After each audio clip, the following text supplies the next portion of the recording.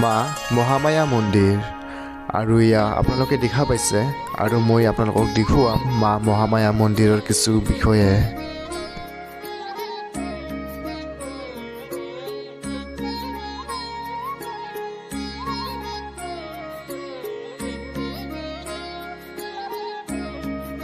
মই এই কাহিলী পুৱাই মই গোৱালপাৰাৰ পৰা ধুবুৰীলৈ গৈ আছোঁ আৰু মই যিমান পাৰে দেখুৱাম, কাৰণ চাওক মই ইমান পুৱাই ওলাইছোঁ। আপোনালোকে যেতিয়া দেখা পাব নিজেই, যেতিয়া পুৱাত যাব তেতিয়া আপোনালোকে নিজেই গম পাব যে কিমান পুৱা মানে নিয়ৰে কিমান আগুৰি ধৰে ৰাস্তাবোৰ। তো গতিকে যিমান পাৰে মই লৈ গৈ আছোঁ, চাই থাকিব জীৱন এক সংগ্ৰাম আৰু লাচিত। এই ৰাস্তাটো হৈছে গোৱালপাৰাৰ লোকেশ্যন। এয়া হ'ল গোৱালপাৰাৰ নৰনাৰায়ণ সিটোৰ কাষত ইয়াৰ ট্ৰেইন ৰাস্তাৰে সকলো গাড়ী অহা যোৱা কৰাৰ সময়ৰ দৃশ্য। আৰু চাওক কেনেকুৱা কিমান ধুনীয়া লাগিছে। এয়া মই ফাইনেলি আহি পালোঁ মা মহামায়া মন্দিৰ। আৰু এতিয়া আপোনালোককো মই দেখুৱাই লৈ যাম, বলক কি আছে ভিতৰলৈ সকলোখিনি আপোনালোকক দেখুৱাম। তো আহকচোন একেলগে চাওক সকলোৱে মিলি। তো চাই থাকিব জীৱন এক সংগ্ৰাম। এয়া হ'ল মা মহামায়া মন্দিৰ আৰু মই এতিয়া গৈ আছোঁ চিৰিৰে।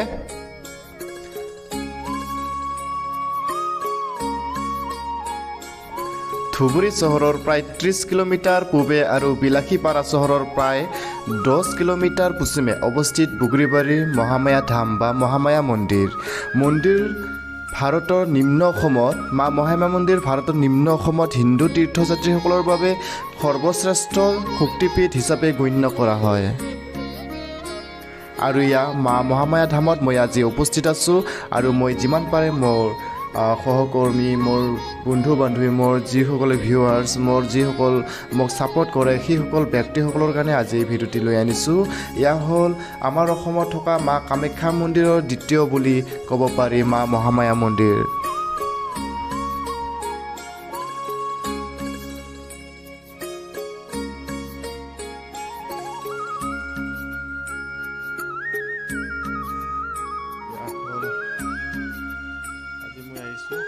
মা মহামায়া মন্দিৰত আপোনালোকে যদি আহে 33 কোটি ভগৱানৰ আশীৰ্বাদ ল'বলৈ ইয়াতে পাব, কাৰণ মা মহামায়া মন্দিৰত 33 কোটি ভগৱানৰ প্ৰতিমূৰ্তিসমূহ আছে।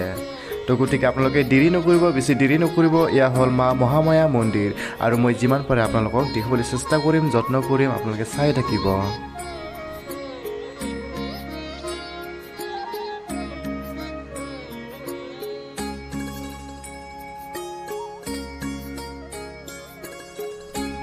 ধুবুৰী চহৰৰ প্ৰায় 30 কিলোমিটাৰ পূবে আৰু বিলাসীপাৰা চহৰৰ প্ৰায় 10 কিলোমিটাৰ পশ্চিমে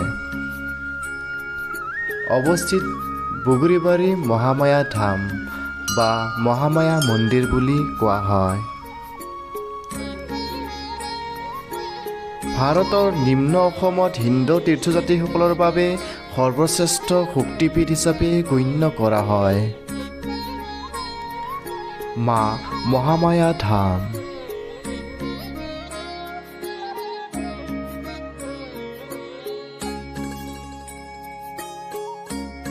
মা মহামায়া ধামলৈ যদি আপোনালোকে আহে, নিজৰ মনৰ কামনাৰ কিছুমান কথা যদি কয় তেতিয়াহ'লে পূৰণ হয় বুলি শুনা পাইছোঁ। আৰু এয়া হ'ল মা মহামায়া মন্দিৰৰ ধাম। আপোনালোকে আহিব, নিশ্চয় ভাল লাগিব। আপোনালোকৰ মনত এটা কিবা নিজকে অহাৰ পিছত ফিলিংছটো বহুত ভাল লাগি যায়।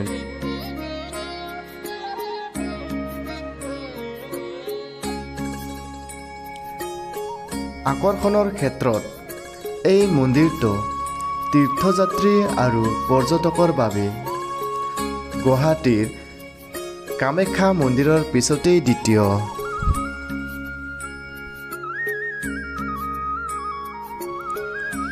এই মন্দিৰটোত আছে 33 কোটি ভগৱান আৰু আপোনালোকে যদি কিছুমান মনোকামনা পূৰণ হোৱা নাই, এই মন্দিৰটোত যদি আহে আপোনালোকৰ মনৰ কামনা পূৰণ হয় বুলি মই শুনা পাইছোঁ। নিম্ন অসমৰ সকলো হিন্দুৱে মাতৃ মহামায়াক পূজা কৰে। এই মন্দিৰটো বিশেষকৈ দুৰ্গা পূজাৰ সময়ত পশু বলিৰ 400 বছৰ পুৰণি পৰম্পৰা আছে। সাধাৰণতে শ শ জীৱ জন্তু বা চৰাই যেনে মহ, ছাগলী, কপৌ আৰু হাঁহক বলি দিয়া হয়। মন্দিৰত আহি কেনে লাগিল কোৱা ভাল লাগিছে কিন্তু যদিও আহিলোঁ অলপ মানে মন্দিৰবিলাক বন্ধ যিহেতু কাৰণ সময় অলপ মানে বেলেগ সময়ত আহি পালোঁ কাৰণ ৰাতিপুৱাৰ ভাগত মন্দিৰটো খোলা থাকে আমি আহি পালোঁ 4 বজাৰ পিছত মানুহ নাই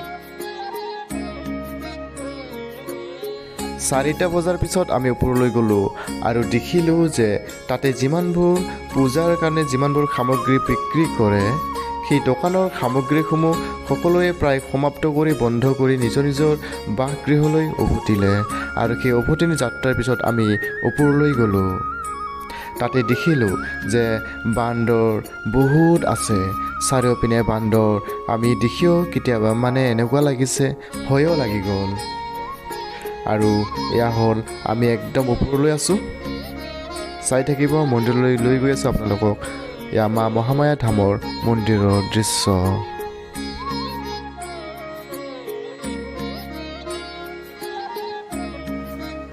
আমি দুইজনে আছোঁ নেকি হয়নে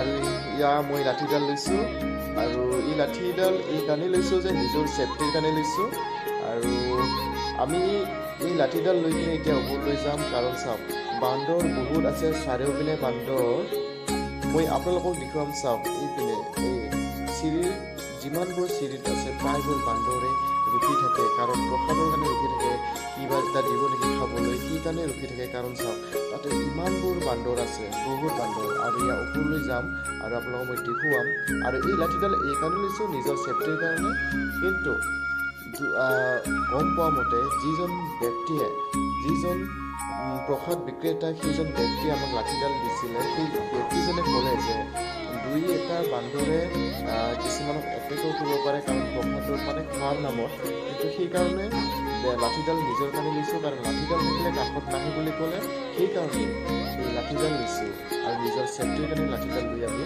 ওপৰলৈ যাত্ৰা কৰি আছোঁ এতিয়া মা মহামায়া মন্দিৰৰ ধামলৈ বলকচোন যাওঁ কি আছে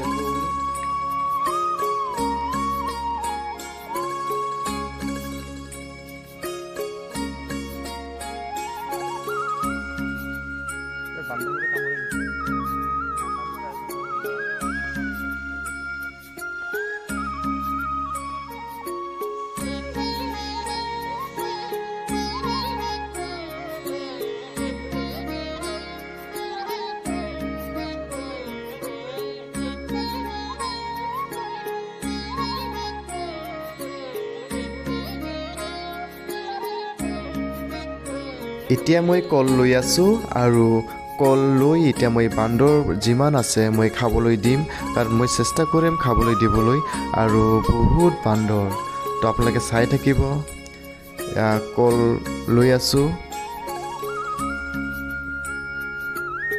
কল বিক্ৰেতাজনে ক'লে যে বহুত বান্দৰ আছে আৰু সেইবোৰক খাব দিলে মংগল হয়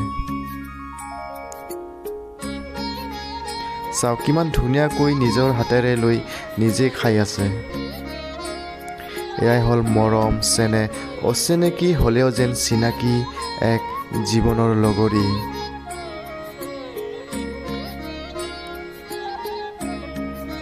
বহুতৰ কাৰণেই মংগল বহুতৰ কাৰণেই আপোনালোকে যদি যায় মই এটা কথাই ক'ম চাওক আমি যিমান পাৰোঁ আমি নিজৰ কৰ্মৰে আমি নিজেই খাব পাৰোঁ কিন্তু বান্দৰবোৰে নিজে কৰ্ম কৰি কেতিয়াও খাব নোৱাৰে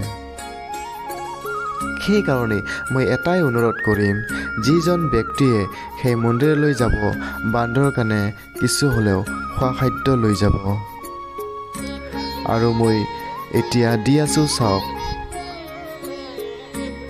কিমান মৰমত ধুনীয়াকৈ নিজৰ হাতেৰে লৈ কিনে প্ৰসাদ বা কল সকলো বস্তু খাদ্য বস্তুসমূহ সিহঁতে ভালদৰে খাদ্য গ্ৰহণ কৰি নিজৰ মতে ইচ্ছামতে খাই থাকে। আৰু চাওক বেলেগৰ পৰা আহি দৌৰি দৌৰি কিছুমানে ডাঙৰ সৰু থাকে সেইকাৰণেই কাজিয়াও কৰে। আৰু সেই কাজিয়া কৰা দেখি মই মাজতে হঠাতে ভয় খাই গ'লোঁ। চাওক কিমান ধুনীয়াকৈ মোৰ হাতৰ পৰা খাই আছে, যেন অচিনাকি হ'লেও চিনাকি যেন কাষতে ৰৈ আছে।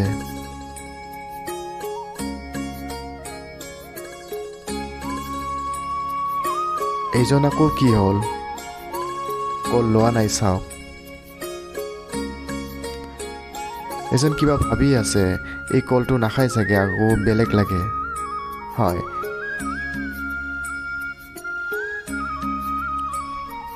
চাওক আকৌ দৌৰি দৌৰি আহিছে, বহু ওপৰৰ পৰা আহিছে। চাওক কিমান ভালদৰে লৈ, এই কলটো বেয়া আছিলে একচুৱেলি, এই লাষ্টৰ কলটো ইমান ঠিক নহয়, সেইকাৰণেই সেই কলটো লৈ কিনে অকল খুনি চাই ভাল কলটো খায় তাৰমানে। এতিয়া চাওক মই যিজনৰ পৰা কল লৈছিলোঁ অলপ বেয়াও পালোঁ দেচোন লাষ্টত। সেই কলটো আপোনালোকে দেখা পালে যে বান্দৰে লৈ কিনে কলটো অকল খুনি লাষ্টত ৰাখি দিলে। আকৌ এবাৰ ল'লোঁ, দে খুৰা আকৌ কল দিয়ক, কাৰণ বান্দৰ আহিছে বহুত। মোৰ মনত বেয়া লাগি গ'ল। চাওক এতিয়া মৰমত কেনেকুৱা কল, মানে সিহঁতেও বাচি বাচি খাব জানে যে অকণমান বেয়া থাকিলে সিহঁতে কলটো পেলাই দিয়ে। কিমান ধুনীয়াকৈ সিহঁতে খাই আছে মোৰ কাষত, মোক মনটো ইমানেই ভাল লাগি গ'ল সিহঁতক কল দি। চাওক সিহঁতে একো কৰিব নোৱাৰে, কিন্তু মানুহে কৰ্ম কৰিব পাৰে, মানুহে কাম কৰিব পাৰে, মানুহে কথা পাতিব পাৰে, মানুহে নিজে হাতেৰে খাব পাৰে, নিজেই তৈয়াৰ কৰিব পাৰে। কিন্তু বান্দৰে কেতিয়াও নিজৰ হাতেৰে খাদ্যসমূহ তৈয়াৰ কৰিব নোৱাৰে। আমি দুয়োজনে গৈছিলোঁ, মাহিত্য ৰাভাই নিজেও দিলে খাবলৈ, কাৰণ চাওক বহু বান্দৰ আহিছে। চাওকচোন মা বেটা কেনেকৈ কাজিয়া কলৰ কাৰণে।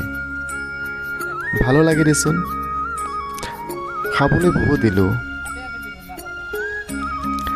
বুঢ়াজনৰ কাৰণে, খুৰাজনৰ কাৰণে অকণমান হ'লেও টকাৰ কাৰণে সকাহ পালে, কাৰণ এই খুৰাজনে কিমান কষ্ট কৰি কলসমূহ বিক্ৰীৰ কাৰণে লৈ আনিছে মহামায়া মন্দিৰলৈ।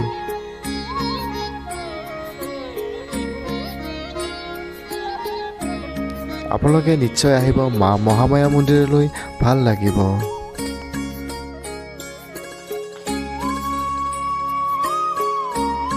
আৰু এইখিনিতে এটা কথা ক'বলৈ বিচাৰিছোঁ, আপোনালোকক যদি ভিডিঅ'টি চাই ভাল লাগিছে তেতিয়াহ'লে লাইক, শ্বেয়াৰ, কমেণ্ট কৰিবলৈ কেতিয়াও নাপাহৰিব। জয় মহামায়া কি জয়। মহামায়া মন্দিৰৰ ভিডিঅ'টি লৈ এইখিনিতে সামৰি মাৰিম, আৰু লগতে ছাবস্ক্ৰাইব কৰিবলৈ কেতিয়াও নাপাহৰিব। থেংক ইউ, ধন্যবাদ।